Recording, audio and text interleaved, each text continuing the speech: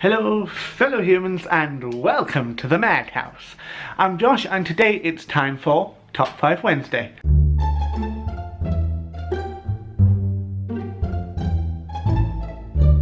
Top 5 Wednesday was of course created by Lainey of Ginger Reads Lainey. I'll put her link and the Goodreads group down below, and today's topic is your top 5 favourite fictional items that you would like. Now I obviously could have so many for this list, it would be a top 50 Wednesday, but that one's pushing the brief just a little bit.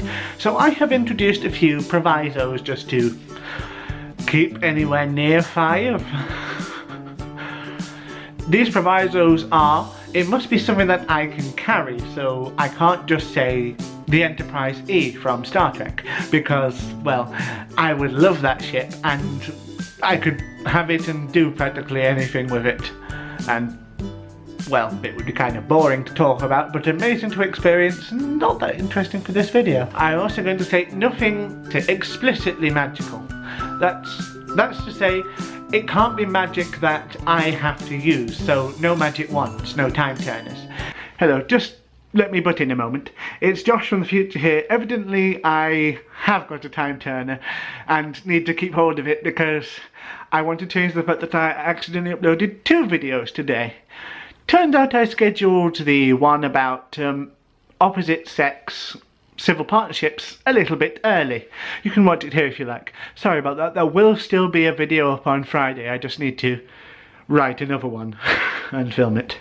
Never mind, we'll get to that, and my camera battery's dying, so back to past self. Go! Because I've been trying to cast spells for as long as I can remember. I was waiting for the Hogwarts letter when I was 11, I was trying to cast things when I was 7 when I first read the books, and I was incredibly disappointed. It turns out I'm a muggle. I have many gifts, but sorcery is not one of them. So instead they're going to be, if they are magical, magical of themselves. So you could say an invisibility cloak, for example, because it has the magic in it and not in this. So let's begin. At number 5 there is Kel's coat from the A Darker Shade of Magic series. This is A Gathering of Shadows, the second book in the series, and that's not Kel on the front, it's Lila, I believe. But the coat is really unique. You may have noticed from watching my videos in the past that I really like wearing coats. I wear them practically all the time. I'm only not wearing one today because I don't fancy wearing grey, and black doesn't really go with this backdrop. Plus it's a bit hot. The ice cream van was round just a minute ago. The coat is amazing and very, very magical. You put it on and it's just an ordinary coat, you know, pockets, and it can look pretty cool. But you take it off and turn it inside out and it's another coat. Take it off, turn it inside out again and it's another one. And there are so many coats you can go through. Kel has never found the upper limit to the number of coats that are in there. He knows how to find which coat he wants, but for all you know, there could be an infinite number of coats for an infinite number of occasions. There could be raincoats, there could be long trench coats, there could be anything you wanted, and that's really cool. Number 4, I'm going to say the luggage from Terry Pratchett's Discworld series. See, that's the luggage there. It is a large trunk made of sapient pearwood, which is a type of magical tree that has hundreds of legs. It is very, very, very much alive and absolutely homicidal. Now you may say, what would I want to do with that then? It's homicidal towards anyone and anything that threatens its owner. It is truly dangerous. This is something that eats the spell book of the creator of the universe and spits it out 2 days later, itself being completely unharmed. It kills dragons and manticores and sphinxes. It is impressive. It's a version of the Bag of Holding, the, well, trope that started with Dungeons and Dragons, that the inside is bigger than on the outside. Kind of like the TARDIS, but less blue. The third thing that I want is the Weasley's clock from the Harry Potter series. Again, this is not something that I have to cast any spells on to use. It's just something that you look at and it can immediately tell you if your family is in danger or whether they're at school or at work or travelling in mortal peril, anything like that. And, well, you might not know this about me because I can be a bit of an arse. and I tease them mercilessly, but my family mean the world to me. Well, not all of them. My nana is an insane psycho bitch. And I mean psycho in the actual sense of manipulative psychopath. Not, I'm going to stab you all! No, this is a woman who can pull inside your mind and unravel it. And delights in it too. I have a wonderful family. At number 2, we have a Twain from the Long Earth series by Terry Pratchett and Stephen Baxter. I'm cheating a little bit with this one because the Mark Twain is a vehicle, but in the first book, they do technically carry it. Well, actually, they pull it, so it can be lifted. It's an airship. It's filled with, well, probably helium because it's lighter than air. It contains absolutely no iron, and it is used for travelling between alternate versions of Earth because it has a stepper built into it. A stepper is the device powered by Potato used for crossing between iterations of Earth in the Long Earth universe. Although not just Earth, there's the Long Mars and the Long Cosmos.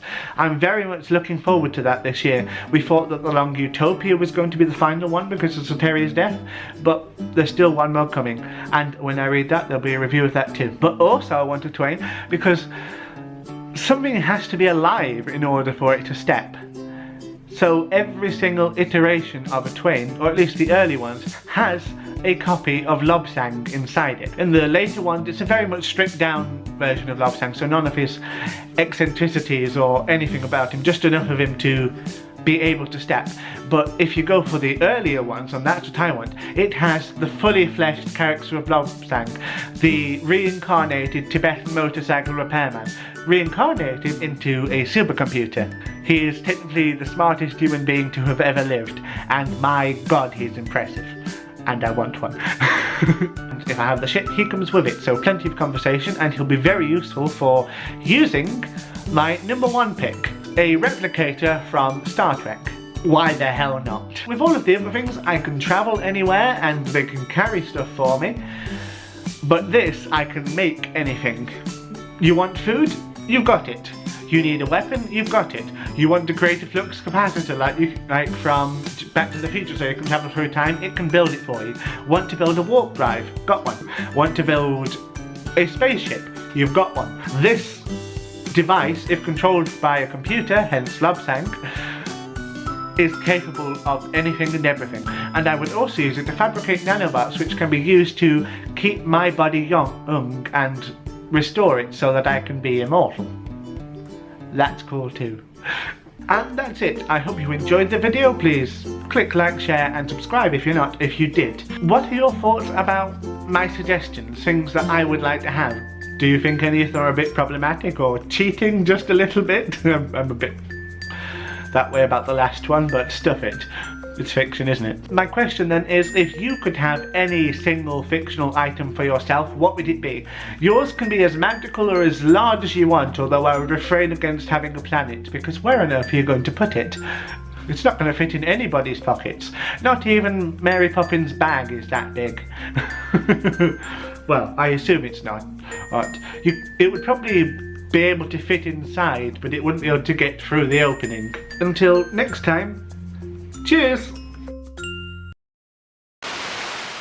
I said shush. Welcome to the Madhouse.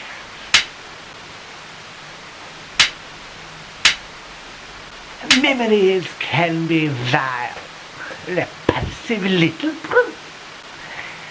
Like children, I suppose.